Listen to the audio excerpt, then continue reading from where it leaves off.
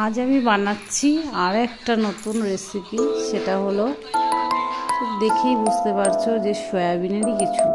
তো আজকে আমি বানাচ্ছি সয়াবিন দিয়ে চিলি। তো সয়া চিলি বানাতে আমি এখানে নিয়ে নিয়েছি 100 থেকে 150 গ্রাম মতো সয়াবিন সেদ্ধ করে। এরপরে এখানে দিয়ে দিচ্ছি পেঁয়াজ, তারপরে দিয়ে দেবো এটা একটু মশলা, আদা বাটা,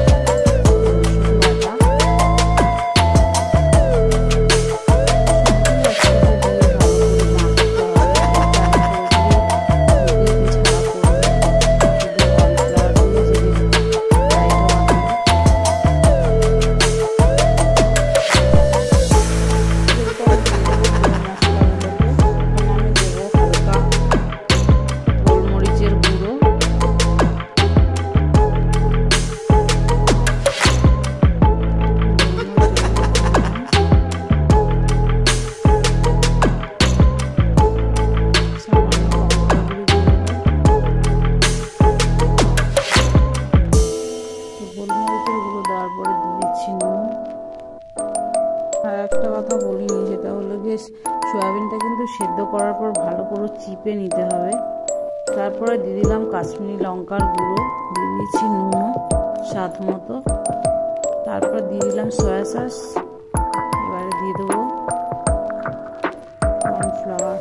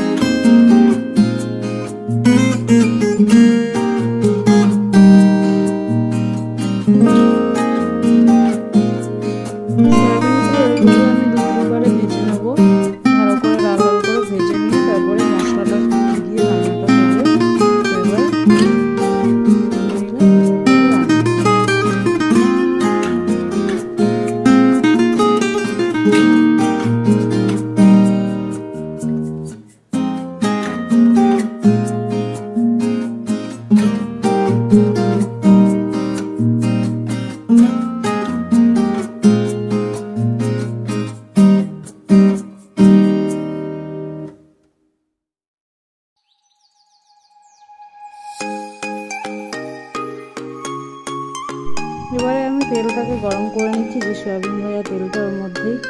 তো তেলটা গরম করে দিয়ে দিলাম পেঁয়াজ, ক্যাপসিকাম। পেঁয়াজটা টুকরো টুকরো করে কেটে নিয়েছি, ক্যাপসিকামটা ছোটো ছোটো করে কেটে নিয়েছি। এগুলো বেশি ভাজলে কিন্তু হবে না, একটু হালকা ভাজা করে নিয়ে 1 মিনিট পরেই আবার দিয়ে দেবো মশলাগুলো।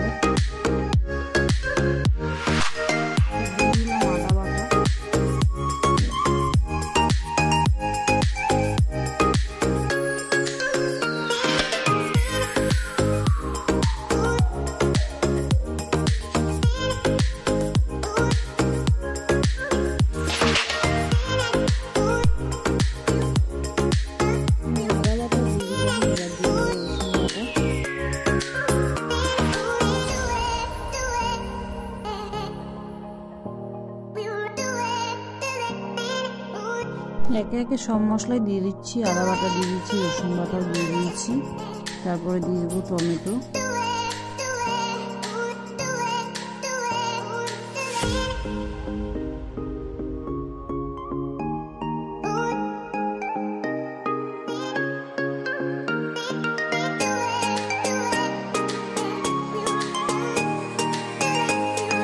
লঙ্কা গুঁড়ো দিয়ে দিয়েছি, ভালো করে নেড়ে নেড়ে। কিন্তু লক্ষ্য রাখতে হবে এটার মধ্যে বেশি লাল করে ভাজলে হবে না, কালারটা হালকা লালচি রাখতে হবে। তারপরে দিয়ে দিলাম সয়া সস,